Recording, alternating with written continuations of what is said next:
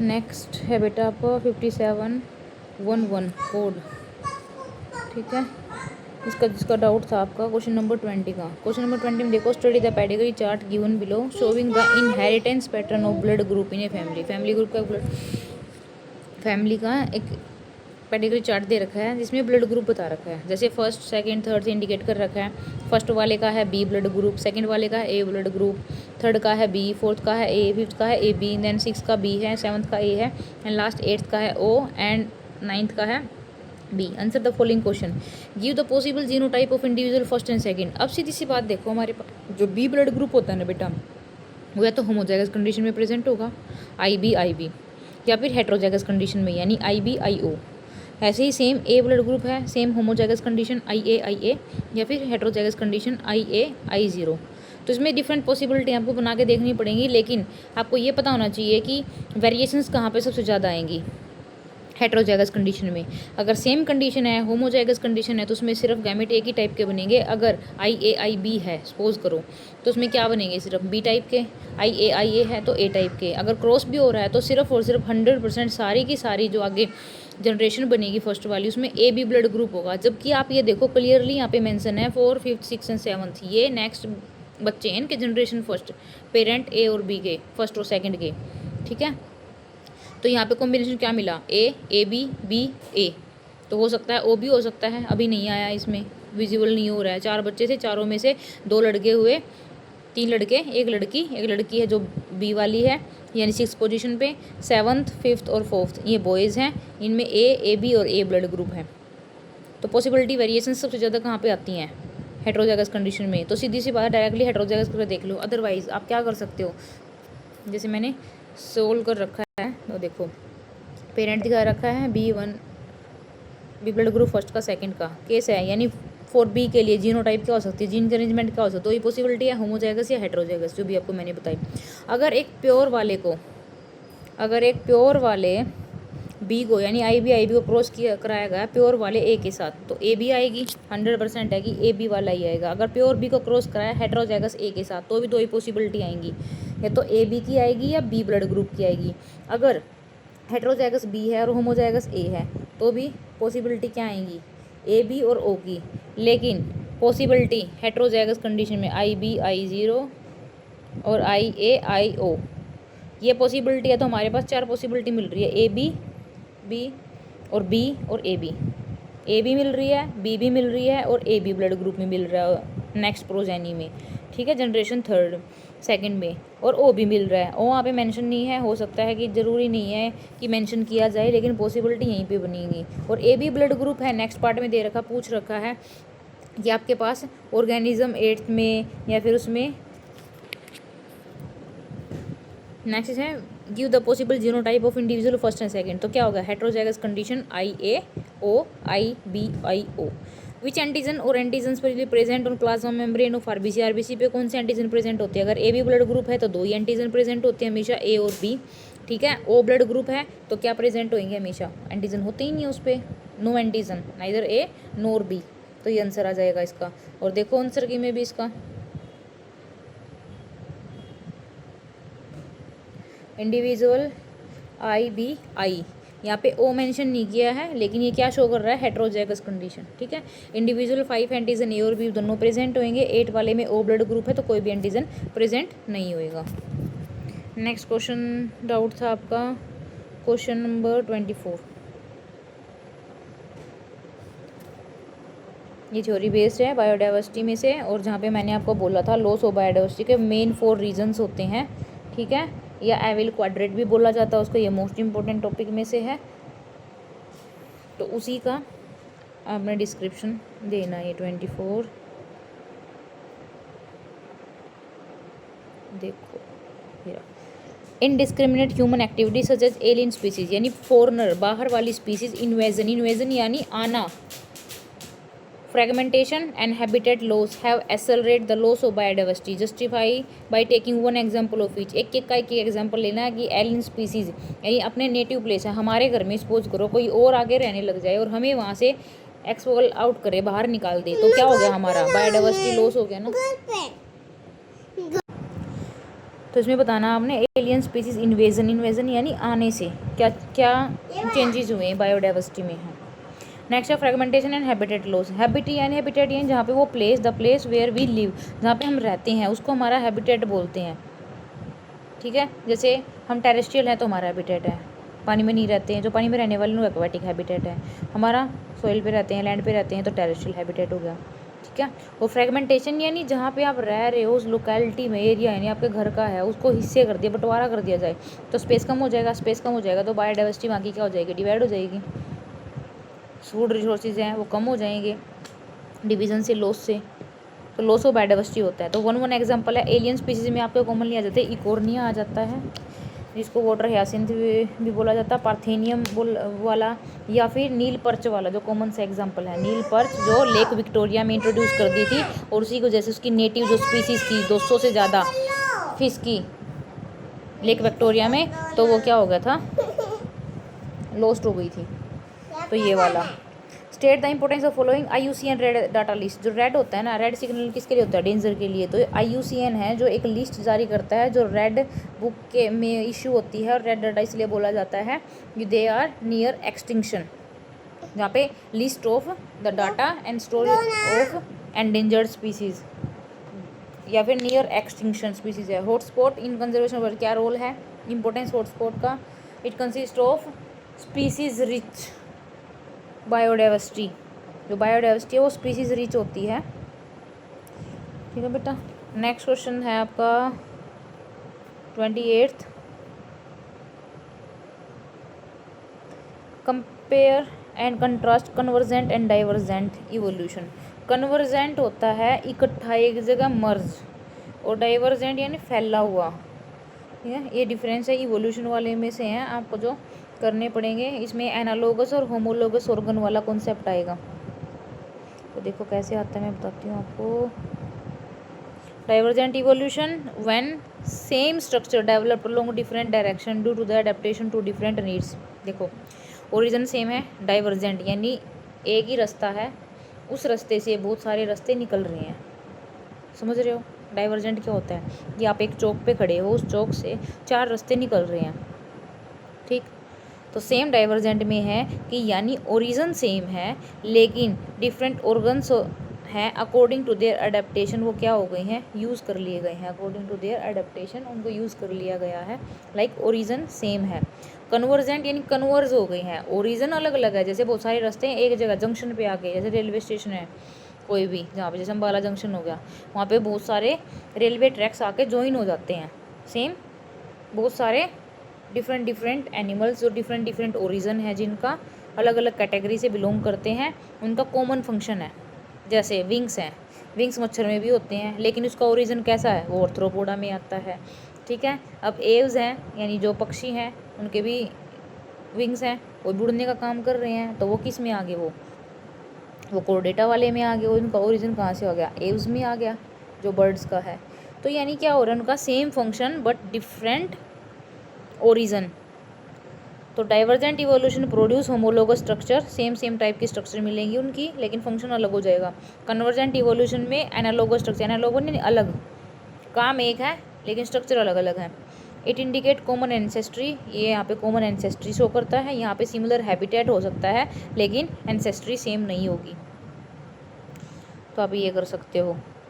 और आप याद कर सकते हो शॉर्ट फॉर्म के लिए HD, H मैंने होमोलोगस, D मैंने डाइवर्जेंट, यानी सेम टाइप के ओरिजिन, सेम ओरिजिन है जिसकी फंक्शन अलग हो गया, इसको डाइवर्जेंट इवोल्यूशन बोलते हैं। और AC analogous and convergent, HD और AC से याद रखो, एनालोगस है यानी अलग अलग है, ओरिजिन डिफरेंट है but same function perform. The organism which has not common ancestry but perform same function. और ये आपके सारे एग्जांपल NCERT में बहुत से दे रखे हैं, जो मैंने आपको नोट्स प्रोवाइड किए हैं इवोल्यूशन में, आप उसमें देखना है एनालोगस एंड होमोलोगस ऑर्गन में।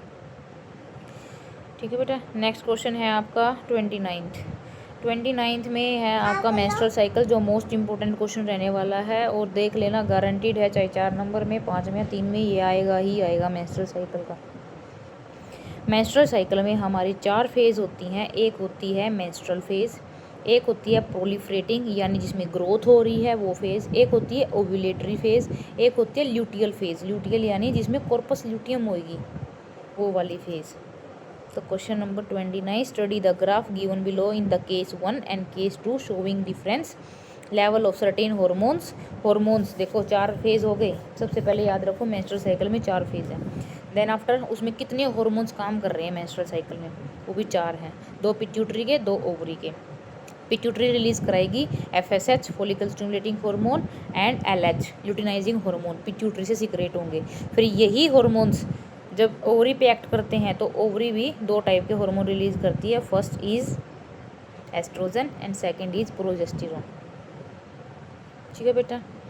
अब केस 1 और 2 में देखो, फॉलिकुलर फेज है यानी प्रोलिफरेटिंग फेज है, पीक पे पहुंच गया, ओवुलेशन हो गया, ये दिख रहा है ना यहाँ पे ओवुलेशन, यहाँ पे ओवुलेशन हो गया।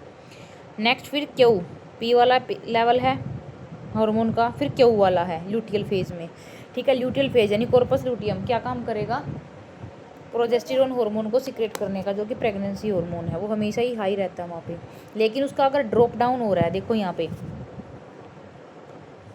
पे ड्रॉप डाउन हो रहा है, लेकिन यहाँ पे अपर ही अपर जा रहा है, मींस फर्स्ट केस है नो फर्टिलाइजेशन, सेकंड केस है फर्टिलाइजेशन, यानी यहाँ पे प्रेगनेंसी रहेगी। ठीक है, दैट्स वाई यहाँ पे जो प्रेगनेंसी हो जाएगी तो प्लेसेंटा डेवलपमेंट होगा, और प्लेसेंटा भी काम करती है एज एंडोक्राइन ग्लैंड की तरह और सीक्रेट करती है HCG हार्मोन। तो यहाँ पे देखो आप, ये लेवल HCG का भी बढ़ रहा है ये वाला।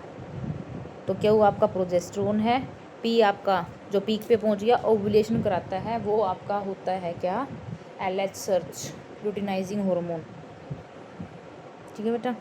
तो आपने बताना है कि which hormone is responsible for peak observed in case 1 and case 2। Peak के लिए कौन सा रिस्पॉन्सिबल है, and write one function of that hormone, उसका मेन फंक्शन लिखना है। And second part is write the changes that take place in ovary and uterus during follicular phase. Follicular phase में ovary और यूट्रस के time पे क्या क्या changes होते हैं वो लिखना है। Student to attempt either sub part C and D, या तो सी करना है या डी करना है। तो देखो फर्स्ट वाला, तो देखो विच हार्मोन रिस्पॉन्सिबल हो पीक, पीक के लिए यानी ओवुलेशन का कौन सा रिस्पॉन्सिबल है, ल्यूटिनाइजिंग हार्मोन, इसको बोलते हैं LH सर्च, जो लीड करता है कि किसके लिए क्या करेगा, ओवुलेशन। तो फंक्शन क्या होगा, name of the hormone is LH, what is the function of that hormone is rupturing of Graafian follicle और ओवुलेशन, या release of egg is called ovulation.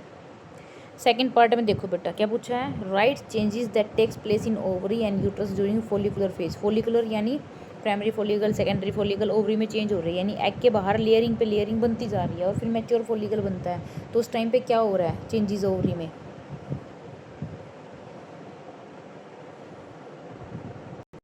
तो क्या चेंजेस होंगे, primary follicle, secondary, tertiary and after that mature Graafian follicle बनेगा।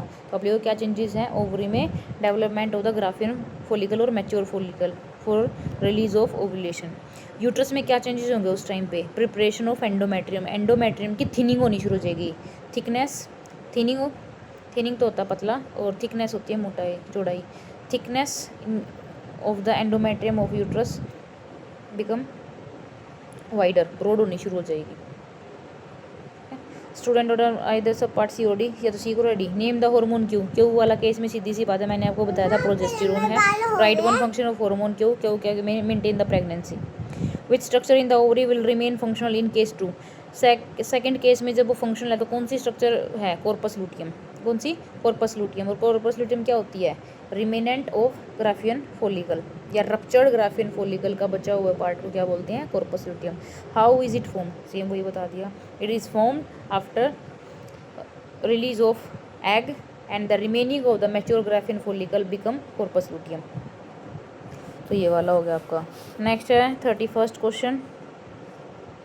31st में देखो, student to attempt either question A और B, या तो ये करना है या बी करना है। तो ए वाले में देखो, state what do you understand by MALT, MALT को क्या बोलते हैं।